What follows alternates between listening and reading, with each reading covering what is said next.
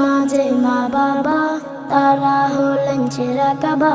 মা বাবার মতো ভুবনে আপনার কেউ হবে না, মা বাবার মতো ভুবনে আপনার কেউ হবে না।